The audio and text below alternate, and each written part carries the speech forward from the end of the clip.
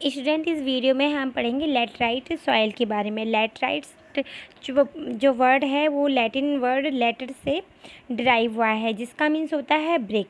तो जो laterite soil है वो ट्रॉपिकल एंड सब ट्रॉपिकल क्लाइमेट्स की वजह से डेवलप हुआ है। मतलब कब वो एक के बाद एक, पहले वेट फिर ड्राई सीजन, ठीक है। इस तरह से लैटराइट जो है वो डेवलप हुआ है। और ये जो सॉइल है इसका जो पीएच है वो लेस देन 6.0 डिग्री है, तो जनरली एसिडिक होती है।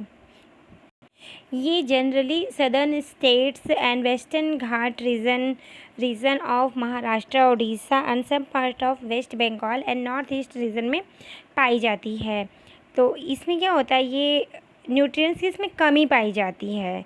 और इसमें जो है डेसीडियस एंड एवरग्रीन फॉरेस्ट जो हैं वो उगते हैं। ये जो इसमें ह्यूमस इसमें रिच अमाउंट में पाया जाता है।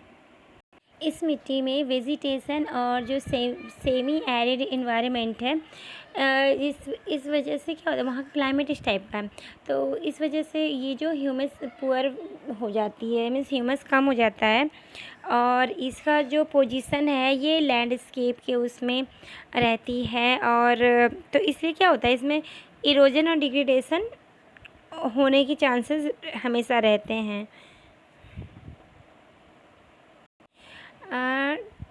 After adopting appropriate soil conservation techniques, particularly in the hilly area, इस कर्नाटक, केरला एंड तमिलनाडु के जो हिली एरिया है उसमें टेक्निकल और सॉइल कंजर्वेशन के टेक्निक्स अपना के उसको उपयोगी बनाया गया है। और इसमें अब टी एंड कॉफ़ी उगाई जाती है। और ये इसमें जो तमिलनाडु, आंध्र प्रदेश एंड केरला में ये जो मिट्टी है, इस मिट्टी में कैश्यू नट यानी कि काजू के जो क्रॉप्स हैं उसके लिए, काजू की फसल के बहुत ज़्यादा सुटेबल होती है ये मिट्टी। इसके बाद आता है एरिड सॉयल, यानी कि ऐसी मिट्टी जिसमें ज़्यादा एयर हो, यानी कि मरुस्थल की मिट्टी। जैसे जो डेज़र्ट एरिया है राजस्थान वगैरह का, वहाँ पे क्या होता है, मिट्टी वो जो है सैंडी टेक्सचर होता है और वो सलाइन इन नेचर होता है। और कहीं कहीं पे क्या होता है, इतना अधिक मात्रा में नमक वहाँ पे होता है, सॉल्ट, कि लोग क्या करते हैं, उनको लेक में पानी को इकट्ठा करके छोड़ देते हैं। फिर एवोपरेशन होकर के सारा पानी उड़ जाता है और सॉल्ट बचता है, जिसको कि वो लोग क्या करते हैं, यूज़ करते हैं। और यहाँ पे मॉइस्चर की बहुत ज़्यादा कमी होती है और ह्यूमस की भी। इस मिट्टी में ह्यूमस और मॉइस्चर बहुत कम होता है। और मिट्टी के नीचे क्या धीरे धीरे जो कैल्शियम है, ये कैल्शियम कन्वर्ट जो कंटेंट है वो जमना शुरू हो जाता है, जिसे कंकड़ कहते हैं। तो कंकड़ की जो लेयर है वो नीचे जम जाती है, जो कि इनफिल्ट्रेशन ऑफ वाटर के लिए वो रिस्ट्रिक्ट है, ठीक है। और इस सॉइल को हम यूज़फुल कैसे बना सकते हैं, इसमें प्रॉपर इरिगेशन करके हम इसको कल्टीवेबल बना सकते हैं, जैसे कि वेस्टर्न राजस्थान के एरिया में कल्टीवेशन होता है। फॉरेस्ट सॉइल जो है हिली एरिया, माउंटेन एरियाज़ में पाए जाते हैं। Sufficient rain forest and are available है, ठीक है। तो इसमें जो टेक्सचर होता है, माउंटेन इन्वायरमेंट है उसके अकॉर्डिंग सॉइल का टेक्सचर जो है चेंज होता रहता है। Loamy and silty in valley sides, ये जो सॉइल है लोमी एंड सिल्टी होता है वो कहाँ होता है, वैली के साइड में होता है। And coarse grain in the upper slope, जो ऊपर के साइड में होता है कोर्स ग्रेन होता है, मतलब थोड़े मोटे कण होते हैं। और in the snow covered area, जो एरिया स्नो से कवर्ड रहता है वहाँ पर ये एसिडिक रहता है, लो ह्यूमस रहता है। और जो वैली के लोअर पार्ट में रहते हैं वो एलुवियल फेंस एंड फर्टाइल्स, मतलब एलुवियल होता है जो कि फर्टाइल होता है। डिन्यूडेशन यानी कि मिट्टी का कटना off the soil cover and subsequent washing down, और जो पानी का बह जाना, ठीक है, described as a soil erosion. Means soil erosion क्या होता है कि मिट्टी का पानी, जैसे पानी जब जाता है, फ्लड आ जाता है, तो क्या होता है, फ्लड के साथ धीरे धीरे ये मिट्टी कट के बहती रहती है, तो उसे होते हैं डिनोडेशन एंड वॉशिंग डाउन। ये क्या होता है, इसको सॉइल इरोजन कहते हैं। The process of soil formation and erosion go on simultaneously and generally there is a balance between the two. ठीक है, मीन्स सॉइल का फॉर्मेशन, उसका इरोजन, फिर उसका बह जाना, ये सब क्या होता है, इससे जो बैलेंस, इन दोनों के बीच में बैलेंस बना रहता है।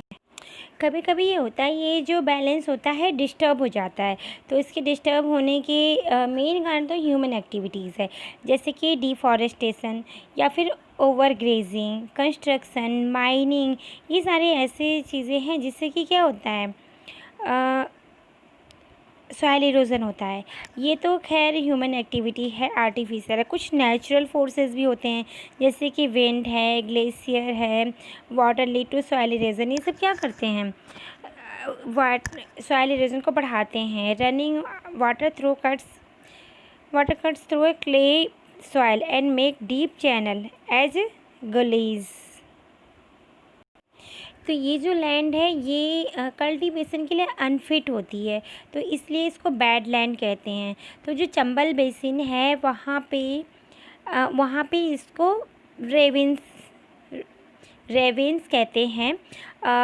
कभी कभी क्या होता है कि जब वाटर का फ्लो होता है, ठीक है, अब जैसे कि एक लैंड है, ठीक है, अब पानी जब बरस रहा है तो उसके साथ जब पानी तो बहता है, तो पानी के साथ जो ऊपर की पूरी लेयर है, वो ऐसा तो है नहीं कि सिर्फ एक जगह का लेयर, वो पूरी की पूरी जो लेयर है उसको बहा के ले जाती है। तो इसको बोलते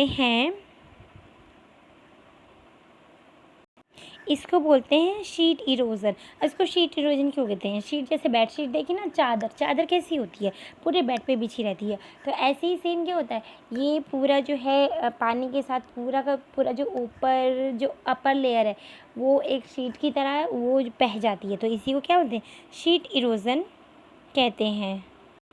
अब जो विंड है वो भी क्या करती है, जो लूज सॉइल होती है उसको उड़ा करके स्लोपी रीजन से या फिर फ्लैट रीजन से उड़ा के ले जाती है, तो उसको बोलते हैं विंड इरोजन। और सॉइल इरोजन जो है ये भी डिफेक्टिव मेथड है। फार्मिंग का जो डिफेक्टिव मेथड है, इसकी वजह से भी सॉइल इरोजन होता है, जो कि बहुत ही बड़ा कारण है। रॉन्ग तरीके से जो प्लॉगिंग है, हल चलाना, उससे भी क्या होता है, इरोजन होता है।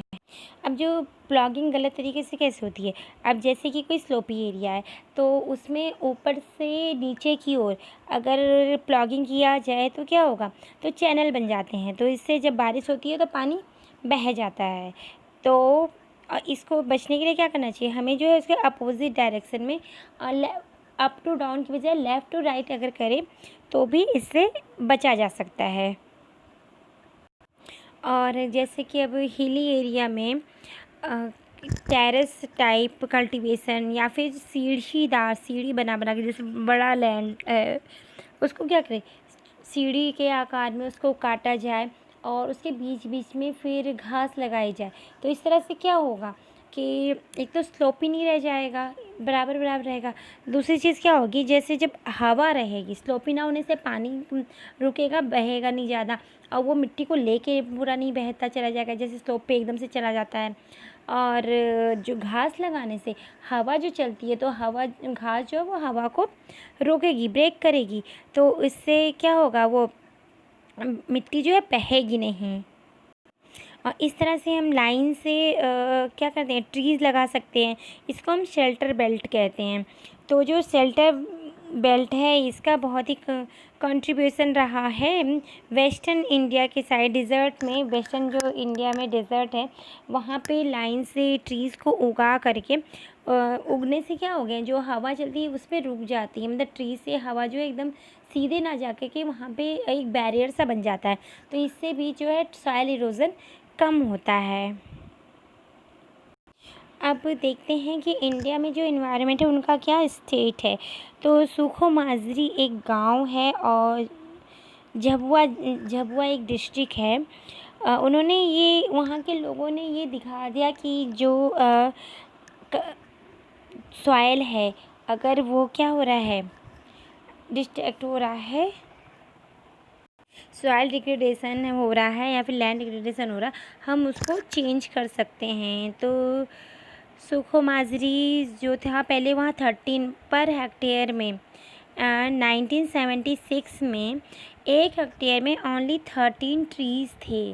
फिर उन्होंने क्या किया, इसको और बढ़ाया 1992 में 1272 पर हेक्टेयर ट्री उन्होंने उगाए।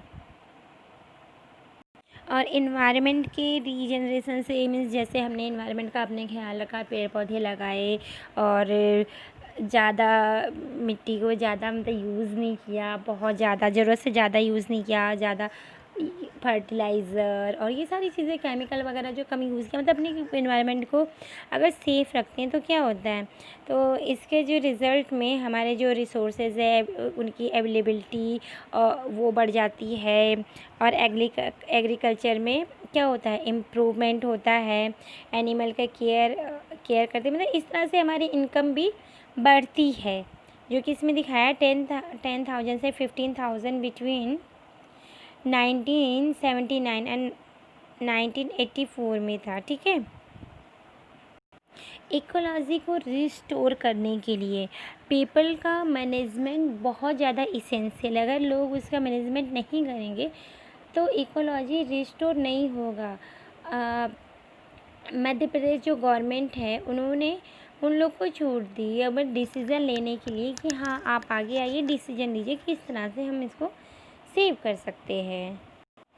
एमपी के गवर्नमेंट ने जब उनको डिसीज़न लेने के लिए छूट दी तो 2.9 मिलियन हेक्टेयर यानी कि जो ऑल ओवर इंडिया में जितना लैंड है उसका 1% उन्होंने उसको ग्रीन किया।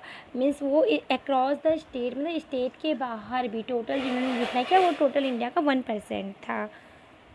तो इससे हमें ये पता चलता है स्टूडेंट्स कि हमें भी अपनी इकोलॉजी, हमारे जो इन्वायरमेंट है उसके लिए हमें खुद को आगे बढ़ना पड़ेगा। और अगर इकोलॉजी जो है हमारी इन्वायरमेंट सेफ़ है तो उससे हम ही को फ़ायदा है।